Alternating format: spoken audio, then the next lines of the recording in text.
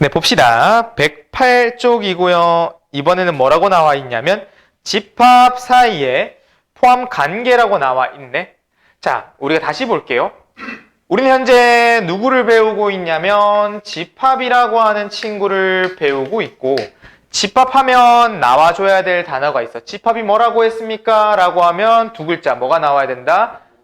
모임이 된다고 했습니다. 근데 그 모임이라고 하는 친구들에서 야, 잘생긴 애들 모여봐! 라고 하면 그 잘생긴 것이라는 것은 아주 주관적이기 때문에 어떻게 모임이라고 불러줄 수가 없다고 했었죠. 집합이 안 된다고 했었어. 그래서 기준이 명확한, 이 사람은 된다 안 된다의 유무를 확실하게 지어줄 수 있는 친구들의 집합, 모임이 될 거라고 했었고, 그러면 그 모임 안에 있던 한 명 한 명의 구성원들을 우리는 두 글자 뭐라고 부릅니까? 원소라고 부를 거라고 했었죠. 그러다 보니 집합과 원소가 나왔는데 그 원소와 집합 간의 관계를 나타내는 기호가 어떻게? 삼지창을 써주면 된다고 했습니다. 물론 그 기호에 대한 표현법은 이 원소는 보통 소문자를 쓴다고 했고 집합은 보통 대문자를 썼을 때 그 대문자의 구조 속에서 이 소문자가 들어갈 거예요. 근데 지금부터 조금 기억해줘야 될 건 삼지창은 반드시 이 뒤에 게 원소라고 생각하면 돼. 삼지창은 반드시 원소와 집합 간의 관계를 나타내는구나 라고 생각하시면 됩니다. 그렇게 해서 B랑 C도 A에 들어간다고 해볼 건데 D는 A에 안 들어갔대. 안 들어갔다의 표현은 이 삼지창에 짝대기 하나 더 그어주면 된다고 했었죠. 그래서 우리가 A, B, C가 원소 A의 구성원이었다면 약간 이런 식으로 중괄호를 쓰는 게 집합에 대한 표현이라고 했었어.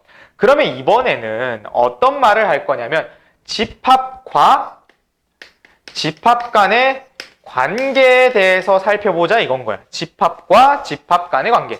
방금 첫 번째로 얘기했던 건 집합과 원소와의 관계. 지금 얘기할 건 집합과 집합 간의 관계. 그럼 여기서 내가 A라고 하는 집합이 스몰 a, 스몰 b, 스몰 c라고 하는 원소로 가지고 있다. 그치? 그럼 내가 B라고 하는 집합을 새롭게 하나 가지고 왔는데 그 B라고 하는 원소가 어떻게 생겼냐면 A와 C를 가지고 있더래. A와 C를 가지고 있더래. 그럼 얘네들은 두 개를 봤을 때 어떻습니까? A가 조금 더 부자지. 왜냐면 A, B, C를 갖고 있는데. 근데 B는 어때? A, C만 갖고 있잖아.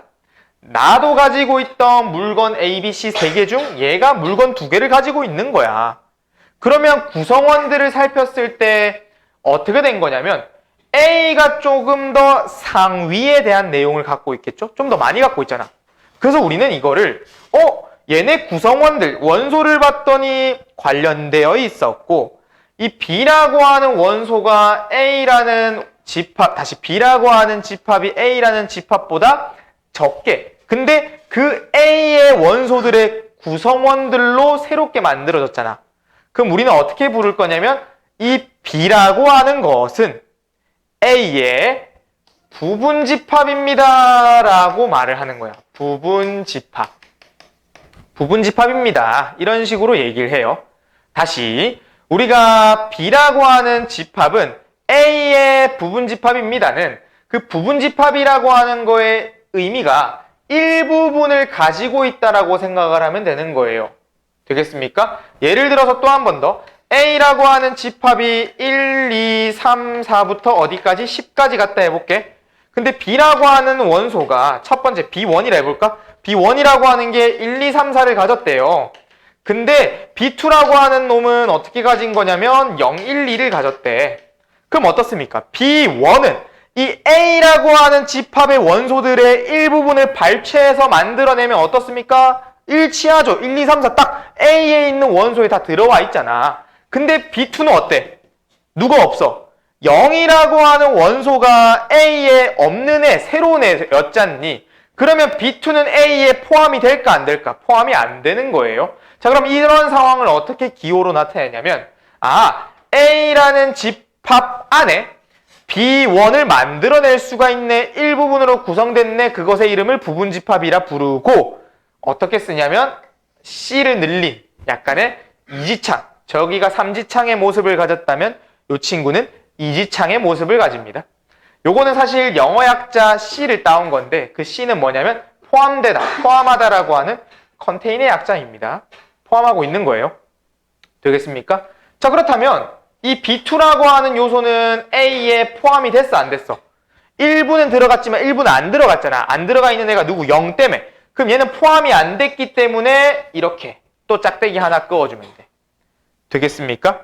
자, 그러면 여러분들한테 정확한 기준을 알려주기를. 어떻게? 삼지창이 나오면 무조건 그 두 개의 관계는 원소와 집합 간의 관계를 보는 것이고요. 이렇게 이지창이 나오면 뭐와 뭐의 관계다? 집합과 집합과의 관계더라. 되겠습니까? 자, 그럼 이렇게 말을 할 수 있어. 만약에 원소가 그것에 포함이 된다. 다시 A의 원소로서 그 구성원을 가지려면 요놈의 모습이 그대로 똑같이 있어야 된다는 거야. 요놈의 모습이 그대로 똑같이. 지금 하는 말에 포인트를 찝으세요. 그대로 똑같이. 원소는 그 모습이 그대로 똑같이. 그 다음에 집합과 집합 간의 관계가 나오면 우리가 뭘 봐야 되냐면 얘는 집합이랑 비교하는 거니 A의 원소들을 쫙 나열해놓고 B의 원소들을 쫙 나열했을 때 그 두 개가 서로 포함이 되고 있는 관계를 가지냐, 서로 같은 걸 가지냐 라고 하는 거의 내용을 상상하시면 됩니다. 만약에 지금 B2처럼 0이라고 하는 친구 같은 걸 안 가지면 포함이 안 되는 거야. 되겠습니까? 자, 그렇게 하면 우리가 부분집합에 대한 내용을 설명했는데 이 부분집합을 얘기하다 보니까 좀 애매한 것들이 있더라 이건 거야. 그 애매한 것들이 첫 번째, A가 A의 부분집합이 되니? 이거 물어볼 수 있는 거예요. 무슨 말이냐면 야, 내가 1, 2, 3, 4인데 그 1, 2, 3, 4를 그대로 복제해서 1, 2, 3, 4가 또 만들어졌어. 그럼 그 1, 2, 3, 4와 1, 2, 3, 4를 비교했더니 얘가 얘한테 포함된다라고 말해도 될까 안 될까? 어때요? 될 것 같아요? 안 될 것 같아요? 정답은 됩니다. 자기 자신 또한 부분집합으로 인정하는 거예요. 포함이 됩니다. 되겠습니까? 자기 자신도 자기 자신의 부분집합으로 인정하는 거야. 가지고 올 수 있어. 그럼 두 번째, 공집합은 어때? 자, 얘 집 모양 안 가졌지? 그럼 얘는 공집합의 기능을 하는 내용이 될 거라 했어. 아무것도 안 가진 빵원이 있대. 빵원. 아무것도 없대. 빈털터리. 그 친구는 A의 부분집합이 될까요? 안 될까요? 어때? 비교하는 거예요. 공집합 다시 집합과 집합 간의 관계를 비교했을 때 이 공집합이라고 하는 아무것도 없는 이 친구는 어떤 집합에 들어오든 간에 그것의 부분집합으로 가지고 올 수 있을까? 원소를 비교했을 때 얘가 얘한테 포함이 된다라고 말해도 될까 안 될까? 무조건 됩니다. 무조건 됩니다. 공집합은 어떤 집합이 오든 간에 그 집합의 무조건 부분집합 중에 하나야. 왜? 아무것도 없잖아. 그럼 반대로 말하면 어느 집이든 다 들어가도 상관없다는 거야. 부분집합. 야, 너 아무것도 없지? 그래, 나랑 그냥 똑같은 거야. 나 들어가도 돼. 포함이 됐어. 공집합은 어떤 집합이든 다 들어갈 수 있습니다. 포함이 됩니다. 부분집합이 돼요. 되겠습니까? 자, 그리고 좀 내용의 분류를 계속하고 있어. 우리가 다음 친구로는 서로가 같대. 이제는 여러분들이 집합에 대해서 정의를 그래도 꽤 했고 원소 나열법, 조건 제시법 등등등 원소들의 표현법을 배웠는데 A라는 집합이 1, 2, 3, 4인데 아까 쌤이 이런 걸 말했죠? B라고 하는 집합 또한 1, 2, 3, 4가 나올 거라고 했었잖아. 그럼 얘 두 개 구성이 똑같잖니? 그래가지고 A랑 B랑 같다라고 말하고 싶대. 여기서 같다라고 하는 거는 우리가 원소의 개수와 원소의 상태가 똑같아야 되는 상황이거든요. 그래서 우리가 이거를 그래, 등호는 알겠다 이거야.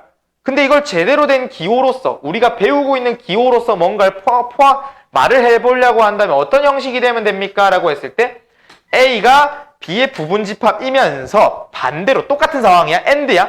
AND A 또한 B의 부분집합이다. 그러니까 서로가 서로를 포함하고 있는 상태가 된다면 그게 그러면 똑같을 수밖에 없구나. 이게 서로 같은 집합이라고 표현하는 거예요. 서로 같은 집합은 원소의 개수와 원소의 그 모습들이, 원소의 모습들이라는 건 그 크기를 말하는 거야. 크기가 완벽하게 똑같은 상태가 됐다면 그거 두 개의 집합을 같다라고 말합니다. 근데 같다를 수직적으로 표현해보면 이런 부분집합의 기호를 활용해서 A가 B의 부분집합이면서 그 B도 A의 부분집합이다. 서로가 서로의 부분집합이 되면 같다라고 말해줄 수가 있는 겁니다. 됐나요? 그러면 제일 마지막 뭐라고 적혀 있어? 진부분집합이라고 적혀 있는 내용이 있죠? 그럼 진 부분집합은 요 놈에서 나왔던 내용이라고 생각하면 돼. 쌤이 요 1번을 말할 때 뭐라고 했어? 자기 자신도 자기 자신의 부분집합이 될 거라 했잖아. 맞죠? 근데 생각을 해보면 자기 자신도 자기 자신의 부분집합이면 얘 등호를 쓰는 게 좀 더 올바르다 이거야. 맞잖아요. 자기 자신과 자기 자신이 똑같은데. 그래서 그런 말에 조건을 거는 거야. 야, 부분집합 데리고 올 건데 자기 자신 빼고 말하자. 그 똑같은 생김새를 가지고 있는 A와 A에서 각다의 그 A를 빼고 말해라. 그럼 그 빼고 말해라의 이름을 딱 한 글자 앞에 붙여서 가는 거야. 진부분집합. 부분집합 줄 중에서 자기 자신을 제외한 그 똑같은 형태를 가지고 있는 애를 제외한 부분집합을 진부분집합이라고 얘기를 하는 겁니다. 되었나요? 오케이, 그러면 설명은 끝났습니다. 문제를 보면서 조금 더 자세히 보도록 합시다.